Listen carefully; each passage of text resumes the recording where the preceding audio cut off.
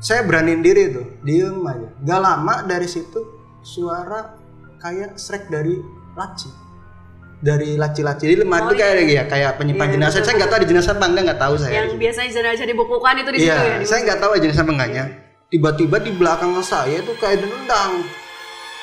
Udah, astagfirullahaladzim.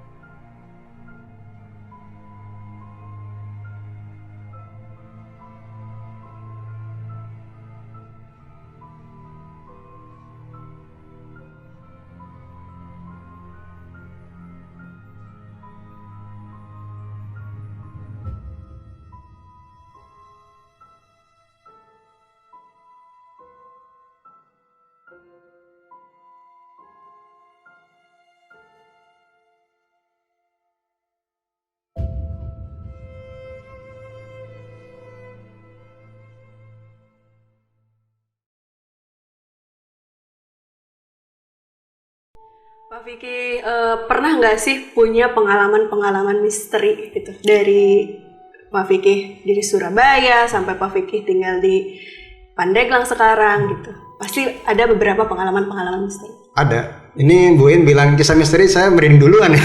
Sama, saya jadi sebenarnya penakut Pak Vicky. Saya merinding duluan ini, aduh. Penakut saya. Kebetulan pengalaman yang saya alamin yang pertama itu benar-benar pengalaman saya sendiri, yang saya alami sendiri. Pengalaman pertama waktu saya kuliah di TS Surabaya tahun 2010. Saya di Surabaya itu saya teknik informatika dan kebetulan saya kedatangan tamu yaitu kakek yang punya penyakit yaitu penyakit liver. Awalnya sih dirawat di rumah sakit daerah Malang. Berhubung karena ada rujukan kan kebetulan kakek dari Purnawirawan Angkatan Laut pensiunan Pelda, akhirnya dipindahkan ke rumah sakit Angkatan Laut di Surabaya. Nah, cerita awalnya itu sebelum kematian beliau itu H-3 itu saya udah kerasa bahwa kakek itu kayaknya udah nggak bakal bisa tertolong lagi. Cuma saya nggak berbicara. Iya, udah ada firasat itu nggak berbicara kepada orang tua, nggak bicara juga sama istri saya juga nggak bicara. Terus saya diem aja. Pas hari Selasa saya pulang dari kampus itu selama 1 bulan ya, kampus ke rumah sakit nganterin jokian pakaian kakek, obat-obatan ataupun secara materi gitu ya untuk bekal di rumah sakit itu saya pulang pergi dari rumah sakit ke kampus gitu aja. Nah setelah itu pada saat masa kritisnya kakek itu sore jam 3 itu sudah posisi itunya tuh udah di setengah badan. Sudah mulai. Iya udah mulai kelihatan. Terus nah dari situ hawa-hawa di kamar itu emang udah julukannya tuh kamar Sakaratul Maut. Soalnya kalau udah iya, jadi di kamar 3 itu udah disebut kamar udah nggak bakal ada yang hidup di situ. Banyak yang pasien kalau dipindah ke situ itu udah nggak bakal hidup. Nah, kalau di kita itu kayak ICU kayak gitu-gitu mungkin ya. Iya. Nah, setelah itu saya waktu setelah maghrib mau ngambil air wudhu itu saya ke toilet dan kebetulan antara kamar dengan toilet itu saya nggak keluar dari ruangan itu di dalam. Di dalam. Di dalam. Pada saat mau ke toilet entah kenapa itu dari leher saya sampai ke ujung kaki terasa berat terus merinding. Nah itu nggak tahu tuh. Terus membuka pintu kan posisi dari kamar itu kan ini kamarnya sekat gini pintu ya. Ini mau masuk ke sini sebelah sini toiletnya sebelum toilet di sini ada kayak kaca. Sebelah sini kaca lagi yang tembus ke jalan utama pasien berjalan. Iya. Pada saat di situ saya berjalan masuk ke toilet, habis ngair wudhu saya kaca di situ. Saya ngaca pada saat nyisir rambut itu emang sempat kosong pikiran. Biasa, namanya juga kepikiran sempat ya. Kosong, sempat ada takut juga, was juga karena orang tua bilang nanti kalau ada apa-apa telepon saya ya katanya. Itu posisi Pak Vicky sendiri menunggu. Posisi ada nenek juga, nenek ada tapi di situ gantian gitu kan sholatnya gantian. Selebet lewat aja di sebelah dekat kaca itu. Apa itu ya gitu kan. Saya liatin lagi nggak ada. Nah terus saya lagi gini lagi, selebet lewat lagi itu. Ah ini ya. Itu udah takut ada, akhirnya cepet-cepet tuh. Tapi nggak bilang ke nenek, nggak bilang. Udah dia. Nah setelah itu udah sholat terus telepon orang tua. Ya kan, oh iya udah nanti ayah datang katanya sekitar jam 12. Datang orang tua sholat terus itu malam ya? Iya malam itu tepatnya nggak salah malam Selasa, jadi Senin malam itu di Selasa dini hari jam 1 itu mengembuskan nafas terakhir ya dari situ. Orang tua akhirnya saya disuruh pulang dulu jemput ibu. Kejadian di situ anehnya waktu saya pulang jemput ibu itu perjalanan dari rumah sakit itu kalau standar normalnya itu paling kurang lebih bangsa 30 menit atau 20 menit. Ini saya nempuh waktu cuma 10 menit. Karena? Gak tahu itu. Jadi kayak rumah sakit ke rumah itu kerasa deket banget itu. Cepet gitu ya? Cepet. Nah, pas waktu udah sampai ke rumah ngajak ibu berangkat lagi, saya kejadian musibah ban saya betus ban belakang. Untungnya nggak kena musibah sama adik sama ibu saya waktu bawa motor itu. Padahal nggak ada paku, nggak ada apa, itu ban tiba-tiba betus. Tepatnya tengah malam itu, jam 1:30. Sendiri lagi? Sendiri, jalanan sepi, jalan kota itu. Nah dari situ saya bilang ke ibu, udah berangkat dulu bu pakai angkot. Saya tiket angkot, saya jangan nonton sepeda motor. Saya nyari tambal ban sangat susah sekali ya. Nggak ada nggak ada tambal ban, banyak masih tutup ya kan. Akhirnya teman-teman ada di situ tambal ban, saya ke situ. Di situ saya dirujuk untuk langsung ke kamar jenazah. Orang tua ayah ngurusin surat-surat ya. Saya bawa jenazah kakek ke kamar jenazah. Kamar jenazah sama si penjaga kamar rumah sakit itu. Bawa ke ke kamar jenazah. Perasaan sudah nggak enak gitu. Udah saya kamar jenazah, saya keluar ngobrol sama ibu sama adik ya. Kata ayah, kamu tunggu aja di dalam, kasihan kakeknya sendirian. Waduh, itu di dalam situ banyak jenazah atau? Saya nggak ada jenazah, cuma banyak loker-loker di situ. Ya nggak takutnya kan? Kalau rasa takut mah ada takut gitu ya. Akhirnya kata orang tua udah masuk aja ke dalam, mah nggak ada orang meninggal hidup lagi katanya kan. Saya maksain, jenazah sempat dipindahin ke tempat pemandian, tapi kita nggak merencana dimandi situ, mau dibawa ke. Dari situ saya nungguin tuh ya, ini ya kalau meninggal. Entah kenapa itu dengan suara kayak dedekan pasien itu tuh.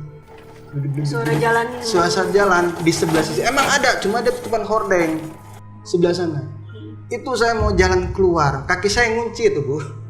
Kaki saya ngunci, tidak bisa bergerak. Nggak bisa, akhirnya takut ada gimana ini. Mau ngucap ibu, mengucap ayah, posisi ngurus surat-surat, ibu juga di luar ya kan. Gimana ini ya kan. Saya beraniin diri tuh, diem aja. Gak lama dari situ suara kayak srek dari laci. Dari laci-laci di lemari itu kayak penyimpan jenazah. Saya nggak tahu di jenazah apa nggak tahu saya. Yang biasanya jenazah dibukukan itu di situ ya. Saya nggak tahu jenazah apa enggaknya. Tiba-tiba di belakang saya itu kayak dendang. Dah, astagfirullahaladzim. Kenapa kayak gini ini ya? Nungguin saya dari situ. Dah, luar saya mau bilang ke ibu, takut ibu takut ya. Saya masuk lagi ke dalam. Pas di dalam beda lagi hawanya, dingin. Berbeda dari yang sebelumnya. Dingin, terus langkah kaki tuh. Pengalaman bener-bener. Pertama kali itu seumur hidup saya itu. Oh, saya udah teriak sih Pak. Saya udah teriak, tolong ini ada apa? Oke, dari pengalaman itu, setelah itu ada kejadian lagi. Nah, kejadian kedua waktu itu tepatnya bulan Ramadan. Wah, pas banget Pak. Pas bulan Ramadan. Ya. Juga kita bulan Ramadan Pak. Iya betul. Nah, bulan Ramadan itu saya waktu ini kan kumpul setelah sholat raweh, udah pulang ya kan, janji sama temen mau nongkrong di masjid. Kan masjid kan ada sayap kiri sama sayap kanan ya kan. Nah, yang di sayap kanan ini deket sama pasaran orang meninggal. Ya, di sini satu pemandian juga, cuma dia bentuknya seperti apa ya? Kayak semacam kayak garasi, tapi dia tutupin sama besi, besi. Nah, di situ. Kita ngobrol, bicara gimana nih besok pagi mau ada kegiatan jogging nggak? Kita di situ cuma bertiga. Sama teman-teman itu juga bertiga. Ngobrol gimana supaya, ayo mas bisa nggak jogging? Ya udah bisa subuh kita gini ya. Kita ngobrol. Terus kita juga tanya-tanya. Terus kira-kira ada agenda schedule kegiatan band nggak? Gitu kan kita juga suka ngeband kan. Ngobrol. Entah kenapa itu tepatnya ngobrol itu sekitar jam 1 malam. Ya, jam 1 malam. Namanya bulan puasa ya. Pas bulan puasa. Nah, sekarang kita nungguin sahur kan. Iya. Kok ini bau busuk amat ya? Kalau bau buang angin teman nggak mungkin bu ya. Orang buang angin kayak kentut atau itu nggak mungkin. Tapi baunya busuk amat. Jadi kayak semacam darah tapi busuk. Itu dari daerah tempat iya di sebelah masjid sebelah kami itu yang kecium mah saya itu sendiri. Teman-teman saya gak bilang dulu, belum bilang saya. Kok bau amat ini ya? Wih kentut enggak? Enggak, kata enggak mas katanya. Kok bau amat apa ini ya? Dari situ bau amat ya? Bau enggak mas, enggak lama temen tuh cium, bau amat ini, bau apa ya katanya? Gak tahu, masa ada sampah sih? Saya coba berani tuh bu, ke dekat si pasaran ini, dekat pasaran ini, saya ke belakang. Takutnya ada sampah atau bangkai atau apa ya? Gak ada, saya balik lagi kan, duduk lagi di situ. Gak lama itu, bau wangi, bau melati, aneh kan? Padahal mah di masjid itu nggak ada bunga sedap malam, nggak ada bunga kamboja, nggak ada bunga melati, nggak ada. Nah dari situ saya mikir, apa ini ya? Ini baunya bangkai amat, yang ini baunya wangi amat. Dari situ saya bilang sama temen-temen yang tuh, apa mas? Enggak katanya. Kode-kode gitu. Iya. Enggak katanya. Tadi doang yang bau bangkai. Wangi ini mah, wangi bener. Pokoknya kalau parfum nggak pernah saya nyium parfum sewangi itu. Tapi ada pikiran kayak ini kayaknya bangkai deh, atau ini kayaknya bunga deh gitu, atau gimana? Kalau bangkai tikus gak gitu-gitu amat baunya. Tuh padat bener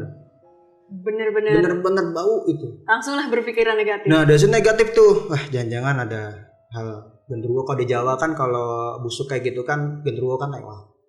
Karena genderuwo itu ini kan kalau di mistis ininya kan dimensinya dia itu kepalanya hitam busuk. Ini yang bikin bau. Di Surabaya tuh ada ini gak sih Pak, kayak sebutan nama-nama makhluk gitu? Sebenarnya sih kalau dari asal sih pasti ada ya, macam-macam. Ya itu mah biasa juluk kalau sebutan kayak secara umumnya aja. Gitu. Ya. Kita kan taunya secara umum doang ya. Cuma tanya kalau genderuwo kalau ketika dia mau nunjukin sosoknya dia pasti bau busuk banget, itu udah pasti genderuwo di situ. Tahu ditimpah lah sama ditimpa bau melati dari situ. Aduh, apa nih ya melati nih ya? Melati yang pernah ada sentingan ngomong itu waktu itu kalau melati katanya pocong. Oh, dikira saya bau melati itu makhluk-makhluk yang baik lah gitu. Bukan. Nah, dari situ nggak lama itu bunyi di dekat pasaran, gitu kan. Masa ada orang kan di kerangkeng di pasaran itu di pintunya itu kan. Akhirnya teman saya tuh nyoba ngecek ke sana, sama saya juga ngeberanin diri. Pada saat kita balik itu pasaran ngajar sama si pintu. Kaget kan saya, astagfirullahaladzim apa tuh ya? Dari situ langsung lari, nggak balik-balik. Itu mungkin pertanda Pak. Nggak tahu. Kalau di saya mah ya waktu kata orang-orang tua dulu kalau keranda bunyi atau apa katanya kan itu ada yang mau meninggal. Kalau di sana percaya nggak yang kayak gitu? Kalau saya sendiri sih taunya di sini ya. Ketika saya ulas lagi, saya ingat-ingat lagi, tapi memang semenjak kejadian itu lewat 2 minggu ada yang meninggal di RT saya. Biasanya kayak gitu beda 2 minggu. Katanya ya Allah alam ya, kita juga nggak tahu. Tapi kalau ngelihat gitu nggak? Iya. Di kejadian. Kalau ngeliat mah nggak sempat, tapi sempat waktu itu waktu di HP. Kalau di HP itu iya. Jadi yang selanjutnya tuh waktu kita kumpul tapi udah Syawal ya, bukan bulan puasa lagi. Biasa kita itu malam minggu itu. Malam minggu bukan malam Jumat. Para bujang berkumpul. Iya, pada kumpul tuh sama teman-teman, ngajak Yuk kita beli tahu tek-tek. Kalau di Jakarta kan ketoprak ya. Kalau di Surabaya kan tek-tek. Jadi ada tahu, toge sama lontong sama petis hitam sama kacang gitu kan. Lotek. Iya. Kita nongkrong tuh di situ tuh. Sama tahu tek-tek. Biasanya ada tuh Mas Friend namanya ya. Mas Friend dia datang. Wih Mas gimana? Sehat nih, nggak pernah ngeliat. Iya. Di situ mah udah habis terus dagangannya. Wah, alhamdulillah. Kan kita sering nongkrong tuh di situ kan. Itu bahkan masih jam 11:30. Masih sore, belum tengah malam banget itu. 11:30 kita pesen tahu tek-tek, udah makan. Tiba-tiba tuh si tukang tahu tek bilang, "Mas bro, pinjem HP sih," katanya. "Semoga aja nih gerobak saya jadi mobil," katanya. Wih, bercanda. Masa sih, coba sih ini pinjem HP-nya katanya. Pakai HP saya. Dipoto lah tuh HP di gerobak tuh. Pret sama dia. Dilihat, "Ih, ini apa Mas bro?" katanya. Wah, astagfirullahaladzim. Berubah jadi mobil. Pocong duduk di gerobak. Jadi dia berhenti di depan warung, tetapi bawahnya ada kursi duduk panjang tuh, ada gerobak di sini, dia dipoto. Posisi si pocong ini dekat gerobak duduk dia gitu. Oh, Pak, saya jadi membayangkan, Pak. Demi beneran itu mah. Itu saya wujud asli gitu. Asli, itu sengaja saya simpan Bu, nggak bakal saya jadiin abadi itu. Dapat 2 minggu HP saya rusak. Dari situ. Beneran. Atau pocongnya jangan sebarkan saya. HP saya rusak gitu. Pokoknya barang-barang kayak gitu mah itu memang di luar nalar. Jadi kalau misalkan kita bilang pocong loncat-loncat itu bohong. Enggak ya? Enggak ada. Pocong jangan kayak gini, enggak ada, bohong. Kita moto itu ya, kita itu enggak ada. Pokoknya pocong itu kita moto asal aja itu langsung ada sendiri. Dan itu enggak ada ngira-ngira. Kita asal tembak aja foto tuh. Benar di sebelah gerobak. Wujud dengan wujud aslinya. Putih. Emang bukan nggak kelihatan. Saya juga punya pengalaman sih Pak sebetulnya pas tahun baru sama teman-teman. Foto saya upload ternyata di samping ada. Tapi saya nggak tahu ya itu wujudnya apa pocong. Kalau katanya pocong itu kayak jatuh gitu. Yeah. Ya, sepertinya iya tapi nggak tahu ya. Nanti ada fotonya saya kasih. Gitu. Kalau masih ada mah ya, saya udah nggak ada itu. Saya upload itu, baru ada yang komen itu apa gitu. Tapi ngelihat gitu? Ngelihat itu. Cuma di foto aja atau dari tempatnya? Nggak, kalau di tempatnya nggak ada Bu. Di foto bener itu. Jelas dia gini, diem aja duduk gitu tuh. Diem. Tolong foto saya. Aduh. Bulan puasa loh Pak Vicky ngomong bulan puasa. Pak Vicky banyak banget siswa-siswa yang nanya kayak gini. Percaya nggak sih kalau misalnya bulan puasa itu setan itu diikat? Ya. Sebenarnya yang diikat itu bukan setan-setan itu, tapi nafsu kitanya diikat. Intensitas mereka mengganggu kita juga makin kecil ya. Iya. Sebetulnya kayak gitu ya. Soalnya banyak banget anak-anak yang nanya, "Bu, percaya nggak sih kalau setan itu pas bulan puasa diikat?" Kayaknya sih enggak ya. Kayak intensitas mereka untuk mengganggu kitanya aja yang lebih mengecil. Oke, dari cerita itu, setelah itu kan Pak Vicky mungkin ada ke Banten kan, terus jalan-jalan, terus ya namanya juga anak pencinta alam kan, seneng hutan, gunung, sawah, lautan. Banyak sih. Yang lebih horor lagi tuh waktu saya itu syutingnya, bukan syuting sih. Kita main kamera-kamera, video-videoan iseng-isengan sama teman-teman tuh. Waktu itu sama si almarhum Nanda udah meninggal. Dan merinding juga nih. Terus satu lagi Hendra masih ada teman saya. Itu teman dekat banget. Itu kita bermain di depan rumah saya sendiri. Kita main video-video. Entah kenapa itu yang ngevideoin dia bilang, "Ini apa ya?" Dicek sama saya. Ternyata itu ada bayangan putih dari atas langsung turun secepat kilat. Shoot. Saya skip, kena. Ternyata Pak Vicky ini bersahabat sekali dengan pocong. Saya nggak tahu itu.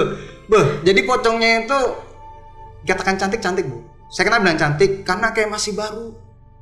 Ini dia pakai lipstick. Oh, kelihatan. Kelihatan banget itu. Wujud aslinya kelihatan banget di kamera itu. Terus setelah itu matanya itu dia biasa aja yang ya biasanya kayak kita aja ada ini alisnya gitu kan, ada ini biasa aja, wajahnya pucat gitu, tapi dia lipstick kan bagus kok wajahnya, tapi dia cepet sip gitu. Itu lagi main sama teman-teman juga. Waktu temen nongkrong ada yang main video-videoin aja.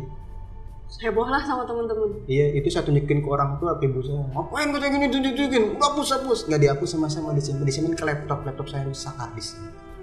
Kejadian yang sama yang tadi rusak juga.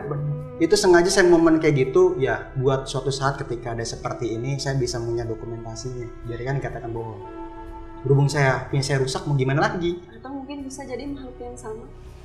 Itu beda kayaknya, beda. Atau mungkin ingin mendekatkan diri dengan Bobby. Janganlah, waduh. Supaya kita nggak tegang aja sih Pak sebetulnya ya kan. Ada lagi Pak. Ada lagi waktu pendakian gunung. Itu yang terakhir kali di Surabaya. Waktu misteri terakhir di Surabaya. Pendakian gunung sama si Wildan, Abi, Adi, kita habis dari Penanggungan nih. Dari Penanggungan kita aman-aman aja. Sakitnya kita gas trek ke Gunung Arjuna, ke Awe, tapi kita treknya lewat jalur Kakek Bodo di Via Tretes. Jadi kita ke jalurnya lewat Belirang dulu. Nah, pada saat trek malam, sebelum kita trek itu maghrib temen udah bilang, badan saya gak enak mas gitu ya. Dari situ saya bilang, terus gimana? Ya udah mas katanya, gimana? Mau lanjut aja tapi kayaknya sehat sih kalau minum teh manis katanya, hangat. Iya emang sehat dia maghrib. Pada saat kita ngetrek malam jam 8 cuma modal sama senter aja kita ngetrek sekitar jam 9. Jadi kita ke pos 1 ke warung dulu itu ke pos 1 itu kita ngopi-ngopi dulu, makan nasi dulu ya kan jam setengah 8, jam 9 kita trek ke atas. Ketika trek ke atas temen itu berubah bukan kayak manusia lagi. Cuma saya nggak menyebutin temennya itu siapa. Pokoknya di antara itu ada yang kayak gitu. Ada yang sakit. Terus mukanya itu pucat udah kayak bukan temen lagi. Muka temen itu. Ini kenapa ya? Saya nongol sama si Abi. Bi gimana? Udah mas mending turun aja. Lanjut aja. Bentar lagi pos 2 katanya. Tapi gimana? Itu temen nih nggak bakal kuat saya gitu kan. Jadi kita duduk aja di sini. Itu kenapa treknya harus malam-malam Pak? Sengaja biar nanti kita sampai ke tempat pos tendanya itu kita langsung ngetrek lagi ke puncak. Jadi kita nyepit gitu biar ngejar waktu. Oh iya. Nah dari situ akhirnya kenapa kita nongkrong terlalu lama? Padahal udah dibilangin kalau mau berhenti di pendakian itu jangan lebih dari 10 menit malam hari. Kita lebih dari 10 menit karena kecapean teman tadi. Kayu bebatangan kayak ada yang ngelempar. Tapi si temennya diam aja gitu. Diam aja, seret aja. Lemes nih. Ngomong. Ngomong. Terus kedua ada daun, angin mah nggak ada, daun pisang itu ngegoyang-goyang sendiri. Saya liatin aja pisang gimana. Saya lihat ke atas pohon nggak ada. Tapi daun pisang itu goyang kenceng banget. Padahal nggak ada binatang, nggak ada angin, nggak ada badai. Biasa sejuk suasana malam kayak gimana sih? Cuma ada suara binatang malam kayak gitu. Namanya juga naik ya. Iya, dari situ lihat temen gimana nih turun aja yuk. Kayak perasaan gak enak Iya mas, kayaknya udah nggak disetujuin deh. Mending turun aja. Turun kita ke pos 1 lagi ke warung kita beli makan kita minum jahe. Paginya seger. Tapi itu bener temennya. Atau dia merasa kayaknya saya semalam gini deh atau enggak dia cerita apa gitu. Dia sempat katanya waktu naik itu dia seperti bukan membawa beban satu tas. Banyak beban. Kaki kayak ada yang megangin. Tapi dia ceritanya waktu udah turun dari gunung. Oh dia nggak cerita pas dia nggak cerita pada saat di warung. Setelah itu? Dari situ. Nah, terus saya tanyain, emang kamu waktu kesini saya bilangnya nggak izin ke gunung. Saya izinnya izin ke daerah Malang aja, nggak bilang ke gunung. Dari situ hikmahnya.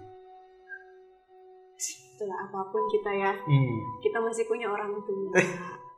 Bilang ke orang tua, bilang ke keluarga. Tapi habis itu tidak terjadi apa-apa. Nah itu pengalaman terakhir kalinya di situ. Setelah itu saya tahun 2013 saya on the way ke sini.